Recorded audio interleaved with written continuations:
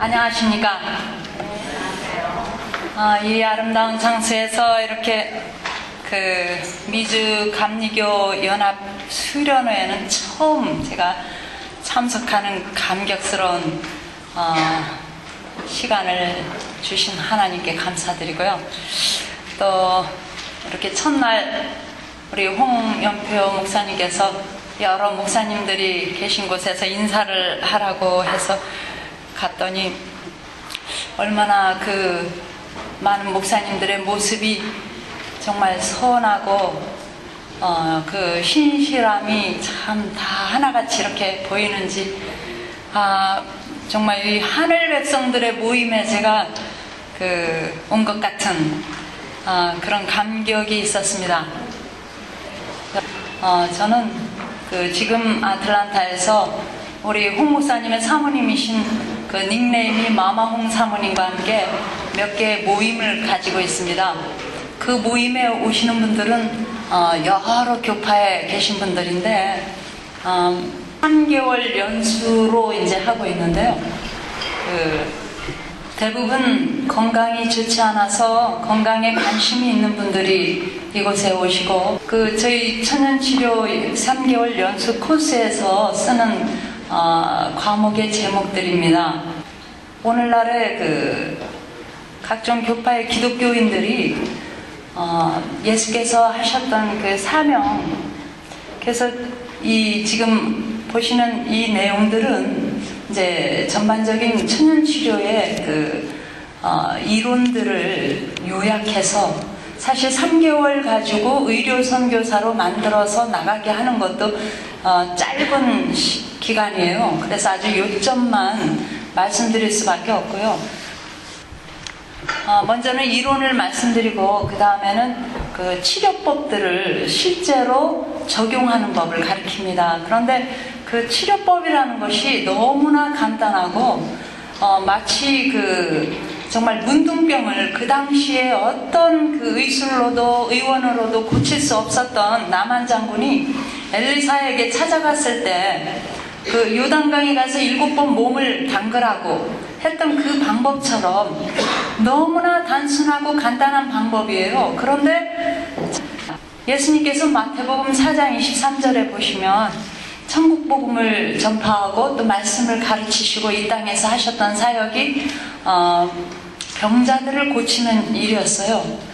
그런데 그 당시에도 이 모든 병들은 불치였습니다. 그러나 예수님께서는 그 일을 행하셨고 또 그 제자들에게 12명의 제자들을 둘씩 보내시면서 동일한 그러한 예수님과 같은 능력을 주시면서 치료하게 하셨어요.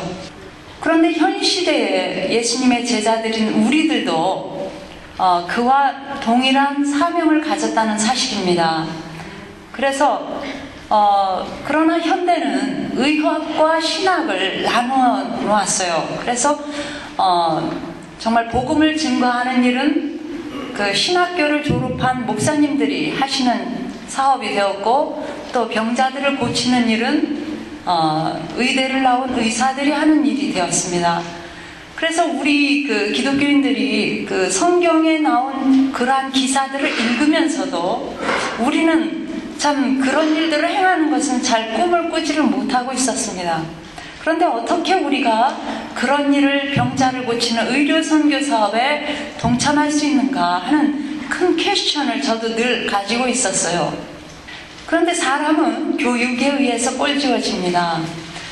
어떤 교육이 우리에게 주어질 때 그 교육대로 그 사람은 꼴지어져서 그 길을 행하는, 그 길로 나아가고 행하는 걸 볼 수가 있는데요. 만약에 우리 교회 안에서 우리가 예수님의 제자들처럼 정말 복음을 증거하기 위하여 우리 주변의 많은 아픈 사람들을 향해서 어떤 의료 선교사가 된다면 굉장한 일을 해낼 수 있다는 것을 보게 되었습니다. 오늘날 아픈 사람들이 병을 낫기 위해서 가는 곳은 대부분 병원이나 또 약국에 가죠. 현대의학을 찾습니다. 또 그렇게 해서 또 되지 않을 때는 침을 맞으러 한의를 찾죠. 또 그 외에도 신문이나 매스컴을 통해서 많은 민간요법들이 나옵니다. 그러나 성 성경을 바탕으로 예수님의 제자들이 행했던 것과 같은 성서적 천연치료학이 있다는 것을 제가 발견하고 그 일을 위해서 제가 정말 빠져들기 시작했는데요. 오늘날의 현대의학은 제가 그 천연치료학을 배운 것은 1978년도에 그러한 길이 있다는 것을 발견하고 81년도에야 참 배우고 나서 이렇게 둘씩 짝을 지어서 인근 마을에 이렇게 보낼 때 배운 것을 실습하는 시간들을 가졌었는데요. 그러나 지금까지 제가 이거를 크게 활동화하지 못했던 것은 오늘날의 현대의학이 너무나 눈부신 발전을 하고 있었기 때문입니다. 정말 거대한 병원들이 있고 또 그 시설 안에는 최첨단의 수술 장비들이 있었어요. 그리고 약과 주사, 또 CT, 요즘에는 또 MRI라든가 MBI, 울트라사운드 이런 것들이 나와가지고 그냥 이 인체 속속들이 어떤 그 덩어리들이나 병이 있는가를 잡아내요. 그런데다가 또 인체에 대해서 세분화되어가지고 내과, 외과 뭐 이런 식으로 해서 전문의가 고칩니다. 우리가 병원에 가면 당신이 암입니다 할 때 의사들이 가지고 있는 치료제로 이 세 가지를 씁니다. 어떤 증세를 위해서 뭐 통증이 있거나 또 열이 나거나 그러면은 이제 약을 주기 시작합니다. 그러나 그 약을 거듭 먹었는데도 불구하고 그것이 낫지를 않고 점점 뭐 어떤 일이 커졌을 때 할 때는 수술을 하기를 권하지요. 그러면서 방사선을 또 사용하기도 합니다. 그런데 현대의학은 21세기에 들어서 굉장한 발전을 하게 됩니다. 그런데 가만히 이 현대의학이 무슨 일을 하는가를 살펴보면 응급처치에 아주 능합니다. 앰뷸런스들이 계속 맹맹거리면서 오가는데요. 정말 갑자기 쓰러졌을 때 병원에서는 살려냅니다. 또한 검사에 능해요. 그래서 무슨 이렇게 조그마한 카메라 같은 호스를 입안에 넣으면은 내부의 장들을 다 일일이 찍어냅니다. 그래서 어디에 무슨 혹이 생겼고 무슨 병이 있는지를 잡아내요. 또한 바이러스, 세균, 현미경을 가지고 다 봅니다. 수술에 있어서 또 눈부신 발전을 해요. 수술하면은 여러분들도 아마 한두 번씩 해본 경험들을 가지고 계실 거예요. 그 약의 기초를 보면은 소독제, 진통제, 소염제, 항암제 이런 것들을 사용합니다. 여기에 한 가지 더 첨부될 게 있다면 마취제죠. 사람이 어떤 자기 몸을 가르고 어떤 일을 했는지 전혀 모르도록 마취제가 발견되면서 이 현대의학은 급속히 발전했습니다. 그런데 19세기와 20세기에 이렇게 급속히 발전한 현대의학은 어떻게 보면 전쟁의학이라고 할 수가 있어요. 그래서 그 프랑스의 문화혁명과 또 유럽 전쟁, 러시아 전쟁, 제2차 세계대전이 다 19세기, 20세기에 막 발발했는데 그런 거대한 전쟁으로 수백만, 수천만이 죽어갔을 때 많은 전쟁으로 인해서 팔이 잘리고 다리가 잘리고 이렇게 신체들이 달아났을 때 그것을 치료하기 위한 외과적인 수술이 급속도로 발전하게 됐고요. 또 전쟁들이 이렇게 휩쓸고 나가면 많은 질병들이 또 뒤를 따랐습니다. 콜레라라든가 무슨 독감이라든가 그럴 때 또 그런 세균들을 죽일 수 있는 의학들이 발전하기 시작했어요. 그래서 20세기, 21세기에 들어서 갑자기 현대의학이 발전한 이유는 전쟁으로 인한 것이었다고 말씀드릴 수 있고 그래서 현대의학은 수술에, 외과적인 수술에는 굉장한 발전을 보았어요. 이렇게 내장에 문제가 있었을 때 왼쪽에 보시는 바처럼 수술을 하게 되면 크게 배를 가르고 또 이렇게 잘라서 그 안에 있는 문제를 해결한 다음에 이렇게 닫았었는데 지금은요 그렇게 큰 흉터를 남기질 않아요. 배꼽을 통해서 그냥 한 가지의 기구만 넣으면 의사는 이렇게 3D 카메라를 가지고 환자의 내장 안에 무엇이 있는지를 다 살펴볼 수 있는 장비가 있게 됐어요. 로봇을 이렇게 하나의 만년필 같은 그런 장치를 배꼽을 향해서 넣으면요, 그 장치 안에서 카메라가 나오고 또 이렇게 날카로운 수술 칼들이 나와가지고 다 잘라내고 손을 집어넣지 않아도 이 도구 하나만 가지고도 그 일들을 다 해냅니다. 놀랍게 생겼죠? 그래서 손이 위로 좌로 이렇게 움직이는 것처럼 이 하나의 도구 안에서 이런 장치들이 다 나와서 카메라로 비추는 대로 들어가서 잘라내고 또 꼬매고 다 합니다. 그러나 놀라운 것은 이렇게 놀라운 현대의학이 발전했음에도 불구하고 치료되지 않는 병이 있다는 사실입니다.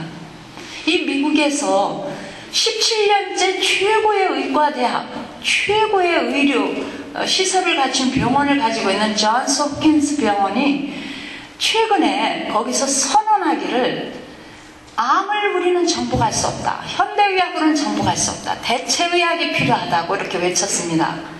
그래서 도입된 것이 무엇이냐면 acupuncture하고 herb예요.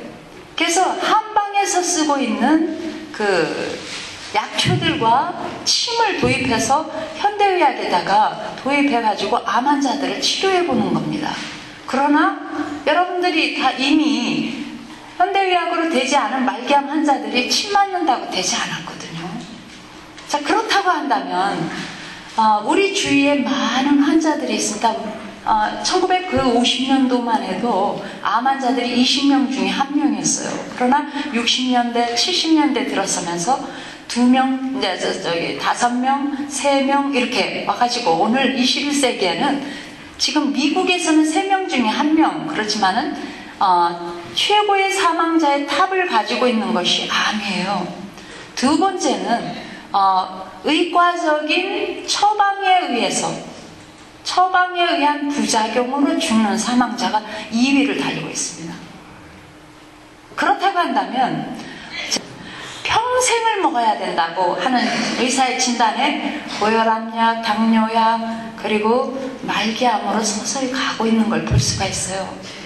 그러면서 정말 자기가 어떻게 해야 하는가? 의사는 당신 3년밖에 못 삽니다. 6개월밖에 못 삽니다. 심지어는 3개월밖에 못 산다는 선고를 받고 죽어갈 때 여러분들 이 가운데서 치료될 수 있는 병이 있으면 얘기해 보십시오. 이런 병들로 고생하고 있는 환자들이 천연치료학은 과연 무엇입니까? 어떻게 치료할 수 있습니까? 하고 저에게 질문할 때 저는 제 눈에는 그 환자가 나을 수 있는 두 가지를 봅니다. 그렇다고 해서 현대의학을, 제가 천연치료학을 하고 있기 때문에 현대의학을 무시하지는 않아요. 응급처치도 받으시고 검사도 받으시고 또 너무나 통증이 심할 때는 현대의학의 그 통증제를 사용하십시오. 그러나 의사한테서 당신은 정말 내가 할 수 있는 일은 이제는 없는 것 같습니다. 그럴 때 저에게 오십시오. 그래요. 제가 지난주에도 2명의 환자를 만났습니다. 한 분은 장출혈이 있어가지고 위장에서 출혈이 있게 되면 음식을 먹을 수가 없어요. 계속 토하고 열이 납니다. 그런데 2달 만에 제 소식을 듣고 가보니까 대꽃쟁이처럼 마르고 얼굴은 흑빛으로 변해 있었습니다. 그 환자는 의사가 수술 외에는 할 수 없다 그러는데 위장을 다 잘라내야 된다는 것이었어요. 자기는 죽느니 위장 없이 어떻게 사는가, 그 젊은 나이에. 그러면서 있는데 마침 저를 만났어요. 그래서 제가 아주 단순한 천연치료를 이렇게 해드렸는데 그날 저녁에 저에게 전화가 왔습니다. 오랜만에 편하게 잠을 잤습니다. 그리고 너무나 속이 편해서 음식이 넘어갑니다. 그런 이야기를 하시더라고요. 또 한 분은 방문해보니까 이분은 의사가 저한테 추천해줬는데 키모테라피를 3번 하고 있었어요. 그러나 여기 이 턱 밑에 딱딱하게 임파선이 이렇게 조그마한 덩어리가 있었는데 그걸 방치해가지고 아주 딱딱한 임파와 암이 된 거죠. 그러면서 뇌로 폐로 이렇게 전이가 됐는데요. 의사는 불가능하다고 한다는 거예요. 그런데 저한테 이런 호소를 해요. 내가 그 의사의 말을 듣고 키모테라피를 3번이나 하면서 머리도 빠지고 눈썹까지 빠지면서 그 고통을 참았는데 왜 내가 이렇게 다 퍼져야 되느냐고. 내가 살 수가 없다면 내가 어떻게 해야 하느냐고. 난 할 일이 많다고. 우리 아이들이 아직 어리다고. 제가 그 모습을 봤을 때 하나님, 참 제가 이분을 향해서 해야 할 일을 가르쳐 주십시오 하고 제가 배운 대로 이렇게 천연치료를 해줬는데요. 제가 그분에게 내린 첫 번째 처방이 무엇이었냐면, 그분은 신실한 부부였어요. 장로교의 신실한 부부였는데, 이 집안에 무릎 꿇고 기도하기에 가장 좋은 장소가 어디 있습니까? 그곳을 하나 정하십시오.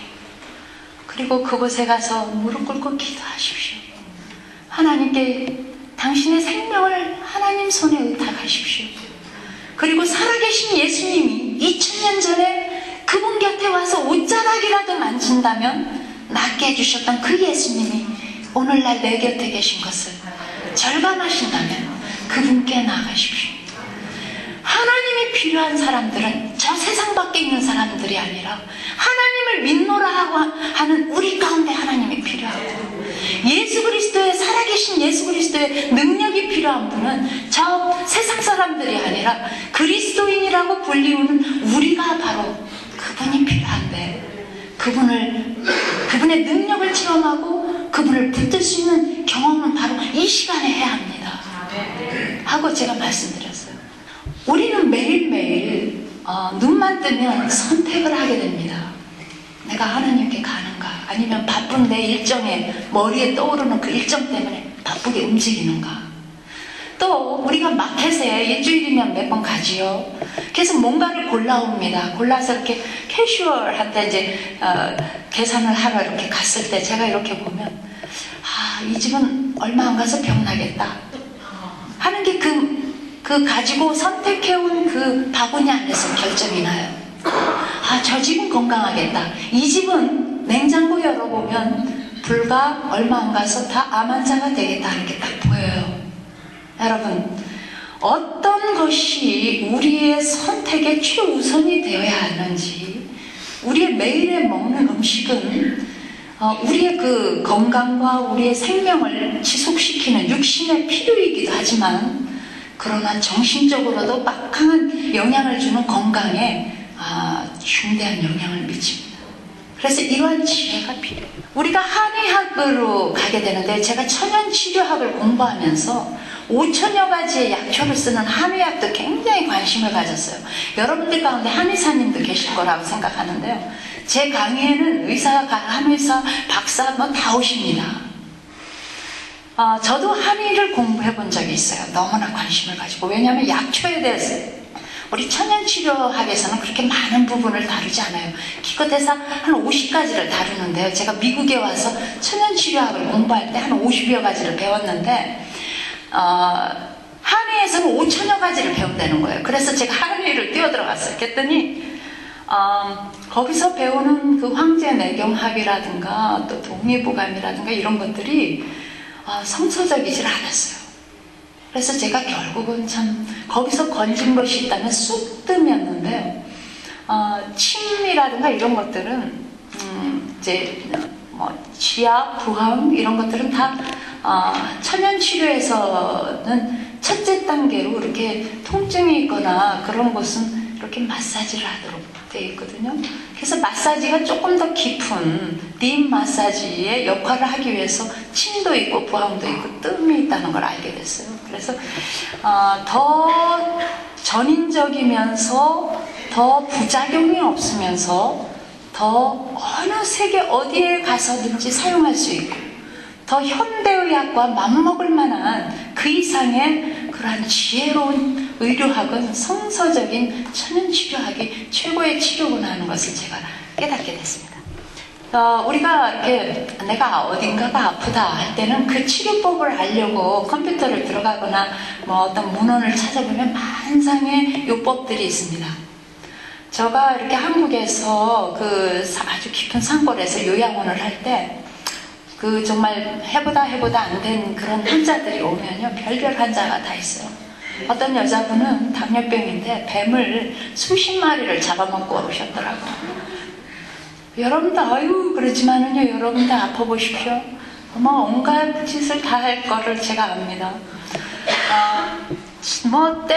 그것뿐만이 아니에요. 그냥 그 아름다운 그 사슴의 뿔을 잘라가지고 먹질 않나. 거기 목에다가 이렇게 저거를 호스를 박아서 피를 마시질 않나. 쓸개, 지렁이, 온갖 거 다 먹습니다. 심지어는요, 자기가 아침에 일어나서 누운 오줌을 또 받아 먹더라고요. 전 기겁을 했는데요. 그게 또 효과가 있더래요. 어느 정도까지는. 그러나 우리 몸 안에서는요, 혈액이나 림프관을 통해서 흐르는 그 약간의 물을 제외하고는 다 피인데, 그것이 쓰다 이제 노폐물들이 나오는 것이 땀도 되고 소변이 되는 건데, 그걸 마시라고 하는 의사의 말을 듣는 참 우리가 얼마나 무지한지요. 그렇다면 천연치료란 무엇인가 하는 겁니다. 그것은 하나님께서 우리를 이 세상에 존재케 하시려고 정말 만드신 창세기 1장에 보면은 너무나 아름답게 보기에 좋게 만드셨던 햇빛이 없으면요, 이 땅은 아무 생명체도 존재할 수가 없습니다. 이 지구가 낡을 대로 낡아서 지금 다른 별 세계를 가는 것이 현대 과학의 꿈인데, 다른 별 세계를 가보니까 뭐가 없어요? 물이 없어요.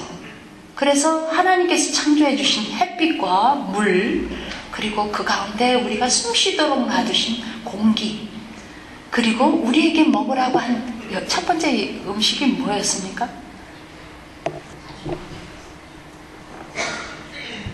씨 맺는 그 열매들. 요즘은요, 유전자 조작을 해가지고 음식들이 씨가 없어요. 여러분들 씨 없는 거 좋아하시지만 씨에는 다음 제너레이션을 위한 온갖 아주 생명적인 요소들이 그 작은 씨 안에 다 몰려 있어요. 그래서 우리는 그것을 먹어야 다음 생명을 이어갈 수 있는 효소가 우리 안에 들어오는 거예요. 그런데 씨를 다 없애버리면요, 어떤 과일이나 어떤 곡류의 경우에서는 씨를 없애고 껍질을 벗겨버리면 15% 내지 20%의 효과밖에 보지를 못해요. 그래서 우리 인체에 넣어두신 그 법칙, 천연기 가운데 두신 법칙, 그리고 우리가 지켜야 하는 우리 몸의 리듬을 타고 있는 건강 법칙을 지킬 때만이 우리는 건강해질 수 있고, 또 건강으로 회복되기 위해서는 그 법칙으로 돌아가는 거예요. 그래서 치료제로는 하나님께서 주신 것들을 가지고 사용하며, 또 그런 법칙으로 돌아갈 때 하나님의 능력을 붙잡을 때 이르러 오는 치유력을 우리 몸 안에 넣어두신 면역력과 함께 합동으로 이겨내는 거죠. 그 외에도 하나님께서는 우리를 이 땅을 주시면서 해가 한 바퀴 이렇게 돌 때 밤에는 자게 돼 있어요. 여러분들이 인생을 60을 살았다 그러면 3분의 1은 잤어요. 20년은 잔 거예요. 그래서 24시간에 8시간은 자게 되어 있고 8시간은 활동하게 되어 있고 8시간은 일하게 되어 있어요. 이 미국에서 8시간 일하는 제도 참, 이 창조의 역사의 그 법칙을 따르는 거거든요. 그런데 요즘은 밤이 되어도 잠을 안 자요. 그러면서 이 드라마 하나만 더 보고 하면서 눈을 부릅뜨고 12시를 넘기거든요. 근데 우리의 첫 번째 그 휴식에 필요한 멜라토닌 호르몬은 9시, 10시 사이에 푹 나와요. 근데 이때를 지나서 12시를 넘으면 1시, 2시경에 또 한 번 멜라토닌이 나오는데, 이런 시간들을 지나가지고 잠을 안 자고 뭔 일을 하기 시작하면 한 50 넘으시면요, 불면증에 걸려요. 많은 분들이 불면증이 있어가지고 내가 잠을 못 자는데 어떻게 하면 잠을 자죠? 이러시거든요. 그리고 씨 맺는 채소, 그리고 우리에게 참 필요한 게 있는데 절제예요. 오늘날 우리가 성령의 열매 중에서 그리스도의 완성도의 단계 중에서 절제라는 과목이 너무나 필요한데, 이 절제라는 과목은요, 에덴에서 시작됐어요. 하나님께서 모든 것을 다 누려라, 다스려라, 그리고 기뻐하게 우리에게 선물로 주시면서도 단 한 가지의 절제를 위한 선악과를 주셨거든요. 그때 무너져서 그런지 아직 지금은 더 많은 선악과들이 있는데, 우리는 제한 없이 먹고 마시고 즐기는데요. 기억해야 할 것은 우리가 어느 것을 선택해야 하는지에 대한 지혜를 얻어야 될 때가 왔다는 사실이에요. 그렇지 않으면 우리 앞에 지금 이르르고 있는 암의 대란에서 피할 수가 없어요. 왜요? 암은 반역세포거든요.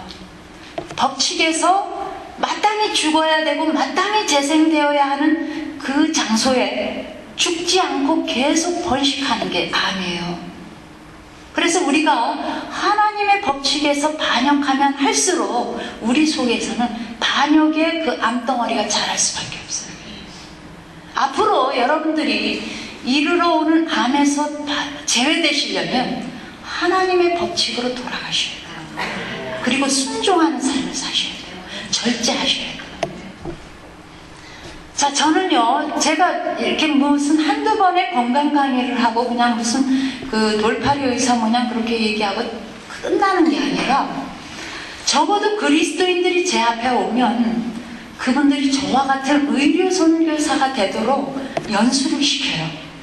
근데 제일 짧게 할 수 있는 연수 기간이 3개월인데 아주 지금 그 아틀란타의 한인들이 제일 많이 오는 마켓이 109번의 그 아시 마켓인데요. 거기서 이제 우리 마마홍 사모님과 함께 우리 홍연표 목사님의 사모님을 닉네임을 마마홍 사모님이라고 부르는데요. 우리 마마홍 사모님과 함께 제가 이제 강의를 시작했는데 거기에 오는 많은 그 기독교인들이 얼마나 신실한 분들이 오시는지요. 제 강의를 이렇게 몇 번 듣고 나면 변화가 일어나기 시작해요.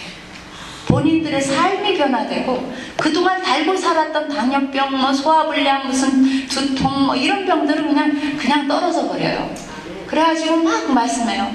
아우 선교사님, 제가요 이 연수에 참석하고 나서 무슨 병이 나갔고요. 우리 남편을 또 그렇게 해주니까 우리 남편까지 좋아졌어요. 이런 얘기를 하는 거죠. 그래서 저희는 10명 이상만 되면 어디든지 가고 또 보수는 그렇게 기뻐하면서 변화되는 것이 저희의 보수예요. 자, 그렇게 의료 선교사가 되려면 4가지를 꼭 배우셔야 돼요. 4가지. 자, 의료 선교사가 되려면 필요한 4가지가 있는데 여러분들 마음속에 한번 생각해 보셔요. 무엇이라고 생각하십니까? 여러분, 저는 아까 우리 선교사님 이야기할 때 제가 중국 생각이 났어요. 제가 이렇게 막 중국에서 몇십 시간씩 이렇게 이제 기차를 타고 막 배를 타고 다니다 보면 그 깨재질 해줘요. 중국 사람처럼. 그러면 한 번은 이렇게 조그만한 배를 타는데 앞에 딱 한 사람이 저를 딱 보더니 그냥 눈이 번쩍하는 거예요. 근데 제 모습을 이렇게 살펴보더니 머리는 띵했죠. 무슨 저기 배낭 조그만한 건 졌는데 뭐 하얀 양말에다가 이렇게 긴 치마를 걸치고 한 모습이 꼭 탈북자 같은 거였나 봐요.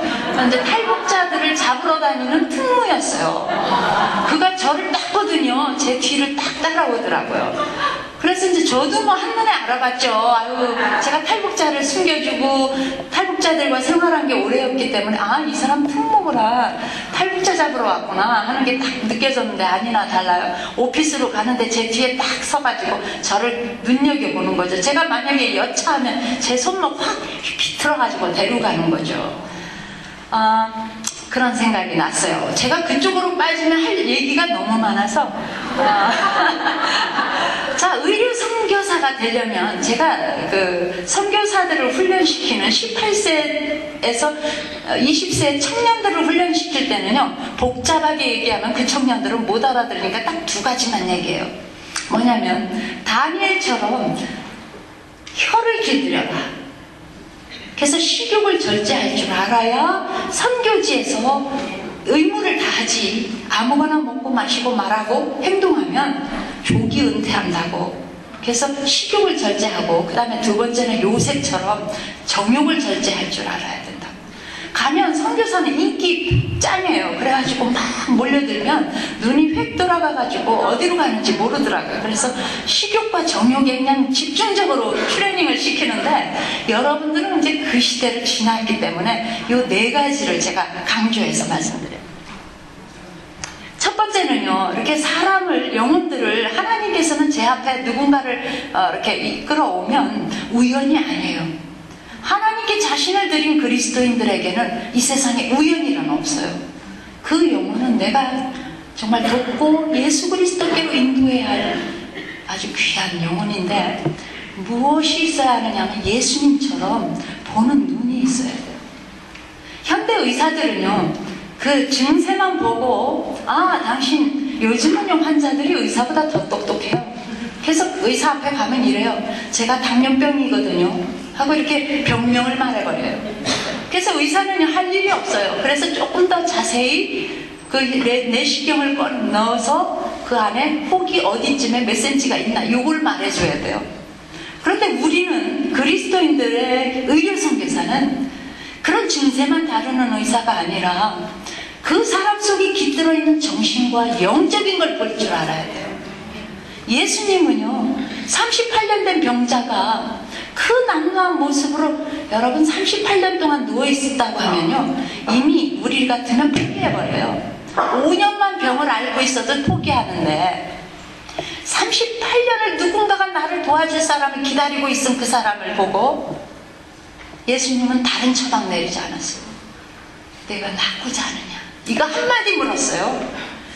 아직도 낫고 싶다는 그 소망, 누군가 나를 살려줄 것 같은 그 믿음, 이거 가지고 있는 이 한 가지만으로도 그는 일어날 수 있는 자격이 있었던 거죠.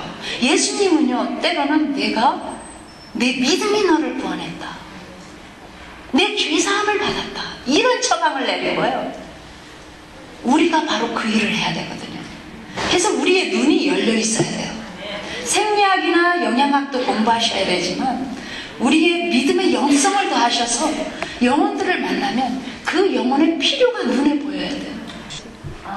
그래서 그 환자의 그 증상을 파악해야 되는데 여기 단에 나오셔서 이렇게 말씀하시는 목사님이나 강사님들의 병이나 어떤 어려움이 저는 눈에 보이거든요. 아, 저분이 지금 이런 병을 앓고 있구나, 저분이 몇 년 후에는 어떤 병자가 되겠다, 이게 보이는 거예요. 그래서 적어도 이거 감기, 뭐 이렇게 호흡장애, 뭐 쉰 목소리, 또 무슨 이 얼굴의 색깔, 표정, 말하는 발음, 이런 것들을 통해서 이 환자의 증세가 보여야 돼요. 두 번째는 제가 이제 짧게 할게요. 그 환자를 보았을 때 우리는 돈을 목적으로 하는 게 아니에요. 저는 여태까지요 기적과 같은 환자들을 낚았는데도 돈 받아본 적은 한 번도 없습니다. 왜요? 게하시와 같은 사람이 되고 싶지 않아서. 제가 하는 모든 치료에는 능력은 하나님께로부터 왔고 그 노력은 본인이 했지 제가 한 게 없어요. 그랬기 때문에 제가 할 수 있는 건 뭐냐, 예수님께서 당신을 사랑하셔서 낫게 하기를 원한다는 동정과 사랑의 마음이에요. 우리에게 이것이 갖춰지고 그 영혼들에 대해서 주님의 마음을 소개할 수만 있다면 주님께서 쓰시는 걸 봐요. 그 다음에 아유 많이 아프시겠네요 이렇게 말 가지고 안 돼요. 뭐가 필요해요? 사랑의 손이 그 환자를 타치해야 돼요. 그래서 필요한 게 뭐냐면 요법이에요. 제가 쓰는 요법들은 이런 것들이 있습니다. 아마 여러분들도 한두 가지씩은 해보셨는지 몰라요. 이 요법들은 돈이 들지를 않아요. 다 천연계 가운데 있는 것들이고요. 또 그 환자들이 쉽게 할 수 있는 것들이에요. 그런데 세상에는 나오는 이렇게 그 많은 그 인포메이션을 보면 어떤 분은 한 70%, 80%는 맞는데 끝에 가서 이렇게 아주 치명적인 해를 끼치는 게 섞여 있어요. 심지어는 아주 천연 치료를 한다고 하는 분들 가운데서도 제가 볼 때는 이분의 천연 치료에 대한 지식이 어느 정도구나 하는 게 보여요. 그리고 만약에 저분이 말하는 그 적용법을 환자에게 적용했을 때 정말 말기암 환자같이 10분마다 직장 아닐 때 10분마다 화장실에 가서 막 물똥을 싸면서 변이 안 나와요. 먹기는 잘하는데. 그래서 독소가 온몸에 다 퍼져가지고 지금 뭐 그냥 하루 이틀 사이에 이분은 결정적으로 돌아서지 않으면 위험한 그런 환자들에게 만약에 그분이 말한 것을 처방했을 경우에 저분이 임상실험을 해보고 하는 소리인가 할 정도로 엉터리 소리를 하는 경우를 많이 보거든요. 그래서 저는 적어도 어떤 분들은 이 시대적인 그리스도인으로서 의료 선교사로서 좀 이런 천연 치료를 좀 배워가지고 의료 선교인으로 내보낸다면 이 세상이 얼마나 달라질까. 아주 중요한 것은 이런 요법을 통해서 시행하는 것으로 환자가 나을 수도 있지만 아주 중요한 건 하나님의 능력이 임하셔야 되고 그 환자 가운데 있는 일말의 면역력이 그 힘을 줘야 된다는 사실이에요. 거기에 우리는 참 필요한 것은 기도의 능력이죠. 그래서 자연적인 그 창조의 능력 가운데 물과 공기와 햇볕 이것들이 사용하면서 음식, 운동, 휴식 이런 생활적인 생활의 법칙이 변해야 돼요. 그래서 인체에 넣어두신 리듬을 제대로 이렇게 돌아가지 않으면 우리의 그 신체 기관의 펑션들이 제대로 운행하지 않아요. 그럴 때 병이 나거든요. 그러면서 정말 우리의 모든 것을 주관하는 이 뇌, 이 사령탑에 하나님이 주장하시도록 할 때 어떤 병도 불가능이 없다는 걸 저는 체험했어요. 이 천연치료를 누구나 할 수 있습니다. 야, 저 선교사 얘기하는 거 들어보니 나도 좀 하고 싶은데 나는 그래도 의학적인 베이직이 있거든. 이런 분이 계시면 열심히 탐구하시고요. 저에게 이메일 보내주세요. 제가 가지고 있는 인포메이션 다 드리고 싶고요. 또한 제가 하고 있는 강의에 한번 참석해보세요. 누구나 할 수 있고 또 여러분들 자신이 치료할 수 있어요. 특히 오지로 나가는 선교사들은 벌써 나가면요 배탈 나죠. 물이 바꾸니까 배탈 나죠. 음식 그러니까 소화 안 되죠. 이태석 신부님인가 정말 젊은 분이 그 오지에 가서 불과 나이도 얼마 안 되신 분이 돌아가신 그 동영상을 보면서 제가 얼마나 울었는지 몰라요. 왜? 우리 동료 선교사들이 생각이 나가지고요.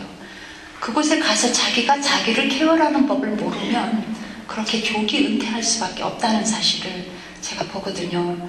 여러분들도 만약에 선교사로 나가실 그런 꿈을 가지고 계시다면 자기가 자기를 케어하고 그러한 치료법으로 나가면 너무나 가난하고 너무나 이렇게 환경이 열악하기 때문에 환자들로 가득 차 있어요. 그런데 그곳에 있는 제가 이제 의사들하고 같이 이렇게 그 치료 봉사를 떠날 때 보면 저도 이제 여러 나라를 선교를 했는데요. 막 이런 이민백으로 그 약품들을 막 한 4개씩 막 가지고 와요. 근데 몇백 명 하다 보면 다 없어져 버려요. 그러면 이거 끝나면 그분들은 할 일이 없더라고요. 근데 저는 그곳에 있는 물, 그곳에 있는 무슨 뭐 천연적인 걸 가지고 계속 치료를 할 수가 있어요. 그래서 제 줄이 제일 길고 저는 끝까지 남아서 치료를 하는 수밖에 없게 되는 경험을 많이 해요. 제 시간 다 됐나요? 아직 괜찮아요? 사실 할 얘기 너무 많았어요. 너무 많았는데 시간이 짧아서 아주 요약해서 뽑았는데요. 병이 나는 데는 2가지 이유가 있어요. 타고난 연약한 체질. 우리 엄마가 당뇨였다. 우리 아버지가 암이었다. 그런데 이게 유전입니까? 그렇게 물으면 저는 10%는 그럴 수 있습니다. 이렇게 말씀드려요. 그러나 90%는 그 후천적인 거예요. 그래서 부모님이 튼튼하게 태어나게 했어도 이렇게 자기가 방종할 때는 어쩔 수 없거든요. 다시 그런 건강 생활로 돌아가면 건강해질 수 있고요. 병은 밖에서 오는 경우가 있고 내 안에서 키워지는 경우가 있어요. 암 같은 경우는요 절대적으로 내 안에서 생겨요. 내가 키운 거예요. 그렇기 때문에 이 암이 얼마나 무서운지 여러분들 모르시는데 말기암 환자들 보면요 그 통증이 죽고 싶은데 죽지를 못해요. 죽고 싶을 만큼 아파요. 제가 참 그런 분들과 함께 살 때 정말 저의 능력 없음을 한탄할 때가 많았어요. 왜? 저는 그냥 한 번에 그냥 안수만 하면 통증이 팍 사라지고 그냥 확 나았으면 좋겠는데 그런 그렇게 돼서 나았다 쳐도 그가 다시 죄 가운데 빠질 걸 염려해서 그러시던지 하나님께서 쉽게 안 낫게 하시더라고요. 근데 이상하게 필리핀이나 이런 인도나 이런 방글라데시나 이런 데 가서 환자를 치료해 보면요, 암덩어리가 분명히 제 머릿속에 빨라도 일주일은 걸리겠다 싶은데 그 다음날 나가지고 그냥 얼굴이 환해갖고 오더라고요. 그런 걸 보면 하나님께서는 급하시면 급한 대로 치유해 주시고, 또 우리가 정말 깨달아야 할 공과가 있을 때는 천천히 깨닫게도 하시는구나 하는 생각도 했어요. 저한테 이렇게 환자들이 오면요, 의사들은 당신 3개월밖에 못 살아, 당신 3년밖에 못 살아 했어도 제가 이렇게 볼 때는 다릅니다. 전 두 가지를 봐요. 물이 넘어갑니까? 물어요. 그래서 이렇게 물을 마셔가지고 물이 안 넘어가면 늦었어요. 또한 밥을 미음이라도 먹었을 때 소화시킬 수 있으면 가능해요. 근데 음식이 넘어가지 않고 계속 토하면 어려워요. 그러면 그때는 저는 그 환자를 낫게 하려고 애쓰지 않아요. 그때는 죽음을 준비하도록 준비시킵니다. 당신이 그리스도인으로 지금까지 살았습니까? 당신의 생명은 하나님께 있습니다. 우리는 이미 저 십자가에 달려 죽어도 마땅한 죄인인데 이렇게 은혜를 누리며 살지 않았습니까? 이제 곧 천국인데 뭐가 두렵습니까? 하고 죽음을 준비시켜요. 그러나 소화가 조금이라도 되고 그가 하나님께로 갈 수 있는 믿음이 이만큼이라도 있으면 저는 시도를 해요. 근데 어떤 분은요, 죽어라고 부인해요.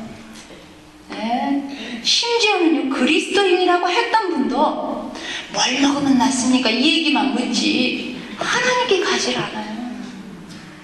그래서 제가 기껏 설교를 해놓고 가르쳐드리고 방에 들어가면요, 방원들한테 이렇게 들은 무슨 상황버섯이 좋고 뭐가 좋고 해서 그거를 오더해가지고 짤떡 사다 놓고 먹어요. 그냥 10분 간격으로 뭘 먹어요. 먹으면 먹을수록 그분은 암이 키워져요. 저한테 오면요, 모든 약, 모든 걸 끊어요. 끊게 하고요, 금식부터 시켜요. 너무 많이 먹어서 당신은 지금 이 기관들이 부담스러워한다고, 제발 좀 쉬어달라고 한다고. 그래서 제가 한 번은 일본은요, 교회가 없어요. 너무너무 철저한 무신론인데, 그리고 우상숭배인데, 일본에서 젊은 부부가 왔어요. 일본말밖에 할 줄 몰라요. 근데 그 부인이 우리 한국 여자였는데 직장암으로 이렇게 꽉 차 있더라고요. 근데 제가 종교가 있으니까 그러니까 없대요. 근데 우리는 아침 저녁으로 예배를 드리고 기도를 하는데 할 수 있겠습니까? 하겠대요. 그 다음날 아침에 예배 드리는데 맨 앞에 와 앉아 있더라고요. 그리고 기도를 하는데 두 부부가 손을 꼭 잡고 기도를 하는 거예요. 당신들은 낫겠습니다. 제가 그랬어요. 아니나 달라요. 식사 때마다 기도하고 예배 때는 맨 앞에 앉아있고 그러더니 낫는 거죠. 자, 우리 앞에 암의 대란이 있습니다. 지금은 2명 중에 1명이에요. 옆에 사람 보십시오. 내가 아니면 당신이 암이란 말이에요.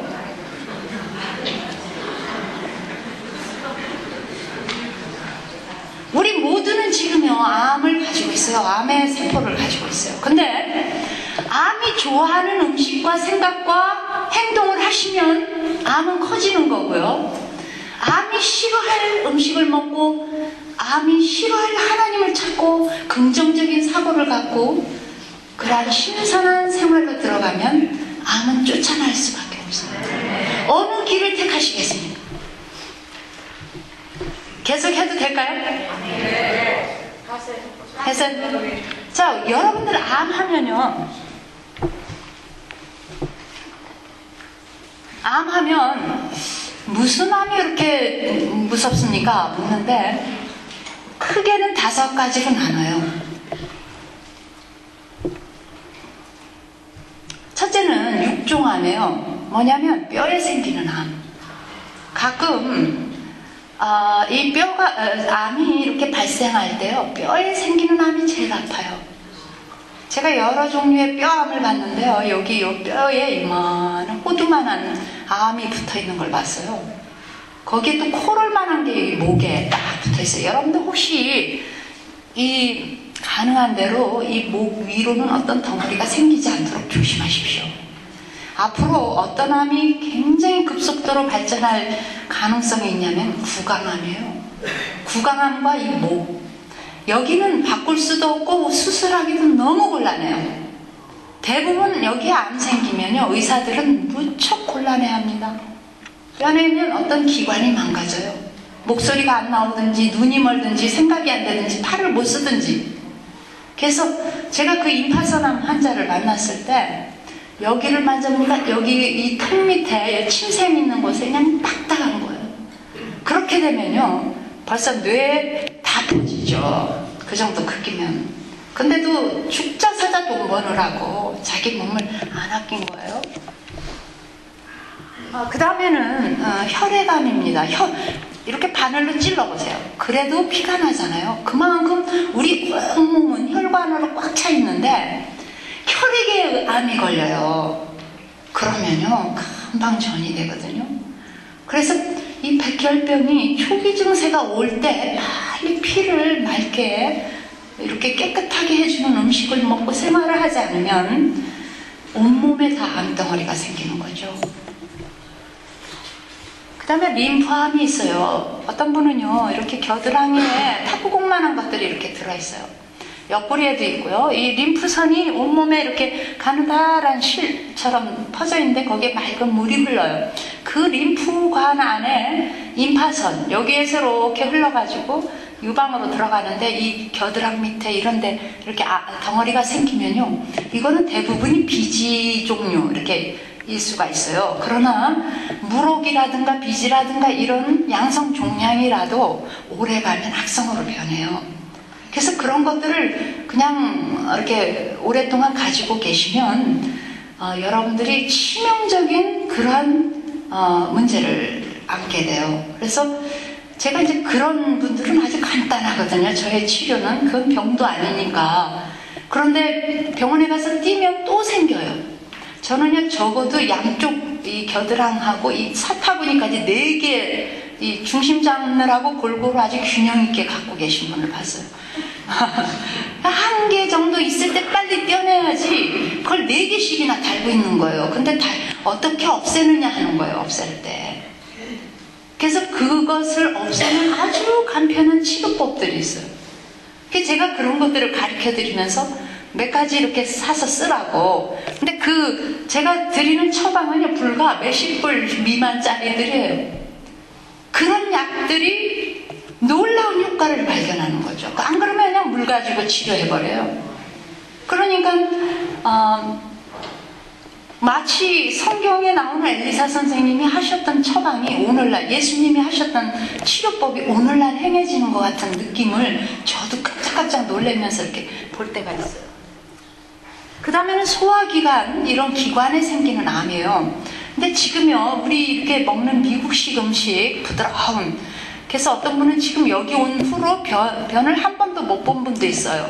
그런데 그렇게 먹기는 계속 먹는데 노폐물이 빨리빨리 안 나가면 하루에 2끼를 먹으면 2번 변을 봐야 되고 3끼를 먹으면 3번 변을 봐야 돼요. 근데 저 같은 경우는 음식 먹는 대로 변을 보거든요. 근데 여태까지 한 번도 못 봤다는 거예요. 그러면 그 노폐물이 우리의 그 10m 이상 되는 장기에 다 있으면서 부패하기 시작해요. 그 독소들이 온몸에 퍼져요. 그러면서 혈액을 더럽게 하고 세포를 망가뜨려요. 그러면서 암이 자라게 하는데 이 소화기관을 잘 관리하는 건 너무 필요하거든요. 그 다음에는 뇌암, 피부암 이런 것들이 있어요. 자, 암이 무엇이냐? 우리는요, 한 60조 개의 세포들로 구성되어 있는데 어떤 거는 3시간 만에, 어떤 건 3일 만에, 어떤 건 6개월 만에 이렇게 가리를 해요. 그래서 지금 여기에 보시면 여기 까만 부분 있죠? 이 부분에 이 세포는 자기의 역할을 다하고 죽어요. 그러면 저쪽에 지금 그 옆에 신생세포가 하나를 이렇게 재생을 해가지고 그 자리를 메꾸거든요. 메꾸는데 암은 죽지를 않아요. 안 죽게 되는 거예요. 그래서 딱 덩어리를 하고 있어가지고 하나만 재생시켜야 되는데 이 친구는 6개 내지 10개를 재생을 해요. 그래가지고 혹같이 생겨요. 여러분들 사마귀 보셨죠? 사마귀 같은 것들이 우리 장 안에 이렇게 커지는 거예요. 그러면서 나중에는 완전 그 기관이 그 일을 할 수도 없게끔 그냥 장악을 해버려요. 암이 오려고 하면 이런 전조 증세들이 있어요. 여러분들 가운데서도 아마 이런 증세를 겪고 있는 분들이 아마 적어도 아마 반 이상이 될 거라고 생각합니다. 암이 조금 더 가면요, 아까 그런 증세에서 조금씩 이제 문제가 와요. 체중이 부른가 하면 체중이 쫙 빠져버려요. 그리고 외모와 지적의 변화가 일어나고 머리카락이 빠져요. 한 움큼씩 빠집니다. 그리고 어딘가 쑤셔요. 막 칼로 찌르는 듯한 통증이 느껴질 때도 있고 아니면 묵직하게 이렇게. 그래서 이제 제가 강의를 하기 시작하면 처음에는 아무 시침이 떼고 아무 소리 안 하고 앉아있어요. 그러다가 한 달쯤 되면 이제 한 사람씩 자기가 아프다는 걸 얘기해요. 그래서 가보니까요, 누워보시라고 그러고서는 배를 만져보면요, 참외만한 혹덩어리가 있어요. 그래가지고 걷기도 힘들고 팔을 들기도 힘들고요. 어떤 분은 이렇게 다리가 아프다고 그래요. 그러면요, 저는 대부분은 무슨 무릎이 애꿎은 무릎만 가지고 야단인데 이 속에 장 안에 뭐가 들어있는지를 보죠. 그래서 장 안에 깨끗하면 그 다음에는 근육이나 아니면 관절로 가지만은 대부분은 그런 문제가 있을 때 허리가 아프다. 그러면 대부분 류마티스 이러지만은 그게 아니라 췌장이 나쁘거나 심장이 나빠도 허리가 아프거든요. 하여튼 여러 가지 변화가 서서히 오기 시작해요. 우리가 그리스도인이 됐다는 그 사실은 아주 중요한 것은 뭐냐면 우리의 생각의 변화예요. 생각의 거듭남. 우리가 그리스도인이 되고 나서도 이전처럼 생각하고 이전처럼 말하고 이전처럼 사고방식을 가지면요, 우리는 암 환자가 될 수밖에 없어요. 우리는 어떻게 해야 돼요? 변화돼야 돼요. 그리스도처럼. 험난한 세상에서 살다 보니까 정말 시달리고 지쳐서 정말 건강 원칙대로 살아도 병들 수도 있어요. 그럴 때 하나님께로 가야 되는데 정말 순식간에 좋아질 수 있는 그런 방법도 있고 또 여러 가지 이렇게 하나님께서 역사하시는 걸 보면은, 그러나 하여튼 생각, 스트레스에서 벗어나는 법. 그래서 아주 성경에는 그 스트레스 해소법, 암의 처방법으로 가득 차 있어요. 수고하고 무거운 짐진 자들아 다 내게로 오라. 너희의 그 짐을 나한테 다 내려놔라. 우리가 이렇게 스트레스를 콱 받으면요, 이 뒷골에 쏙 들어간 그 위에 뇌하수체라는 곳에서 호르몬을 쫙 내보내요. 그래가지고 스트레스에 대한 해소를 시키기 위해서 엔돌핀이나 이런 세로토닌 이런 것들이 나오지만, 계속적인 스트레스를 받을 경우에는요, 이게 부신을 자극해가지고 여기서 나오는 그 부정적인 호르몬, 아드레날린이나 노르아드레날린 같은 것들이 이 어깨에 쌓여요. 이 선에 쌓여요. 그래가지고 어깨가 무거워져요. 그러니까 예수님은 그걸 아시고 네 멍에를, 여기 지고 있는 멍에를 나에게 내려놔라 그러시지 않습니까? 네, 그리고 항상 기뻐하라. 늘 감사하라.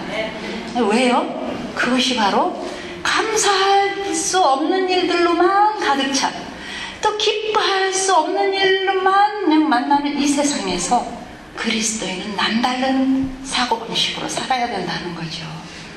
그래서 내 생각이 이렇게 포기되고 늘 주님께 여쭤보면서 이렇게 주님을 따라가면요, 문제될 게 없더라고요.